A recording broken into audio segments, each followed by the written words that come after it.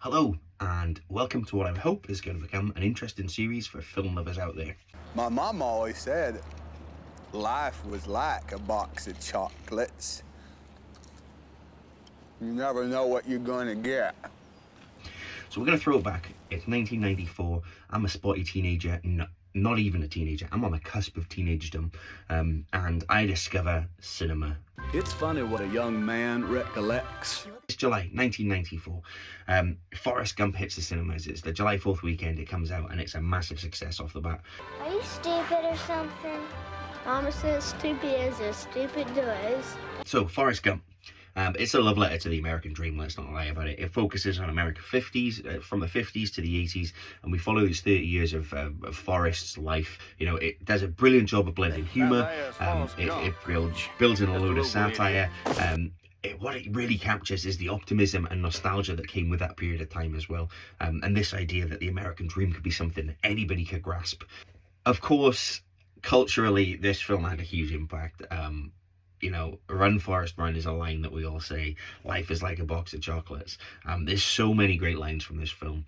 It was huge at the time. It's for my generation. I think I'm not talking out of turn here. We still like to do that. I'm pretty sure I've said run Forrest run when my kids have run around recently.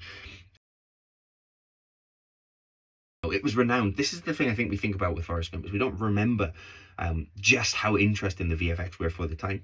It has those amazing cutscenes where we've effectively seen Forrest inserted into memorable moments, you know, integrations of colleges. I think he meets 3 presidents throughout his time.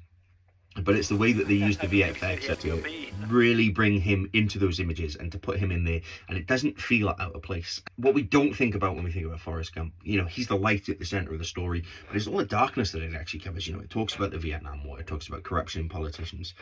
We need more of that these days. It mentions drug use. You know, we're seeing the advent of AIDS. As the story develops, he really travels through these really, really dark periods. But the thing that keeps him going is his, I suppose, innocence, the lightness at the center of his character.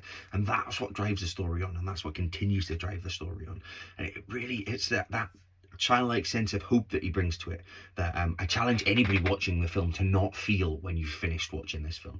So many films have aged badly. I was a teenager, and I was a young person who was in love with cinema, so I loved so many films that I look back on now and think I still love, and we'll find that out as the series goes on.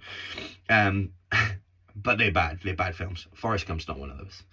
Forrest Gump is a fine whiskey. It's aged well, it's aged to perfection, it's graceful, it's full of flavor, and the performances still to this day are amazing. Direction's great. The story can hold accountable to anything produced in Hollywood, and if anything, we need Forrest Gump in this world, the world that we live in right now, more than anything, because it's the innocence, it's the hope that it brings that makes you believe. And honestly, I challenge anybody out there to sit down now and watch Forrest Gump without a smile on your face, because this truly, I don't know, maybe I'm starting the series in the wrong place, is great. It's a fantastic film. I really enjoyed it. Highly rated. It's 2.5 hours. It's a whirlwind. If I've got one criticism, sort of Act 2 into Act 3 slows down a little bit. But I mean, I'm hunting for criticisms at this point. It's brilliant. I smiled throughout. It pulled at my heartstrings. It made me laugh out loud. If you're in the UK, you can watch Forrest Gump right now on Netflix. It's on Now TV. If you're in the US, I'm not sure where you can get it. You can obviously rent digital copies everywhere. But I can tell you one thing right now is I'm off to buy Forrest Gump on Blu-ray, because I've got some on my collection behind me there, and Forrest Gump needs to be added into that.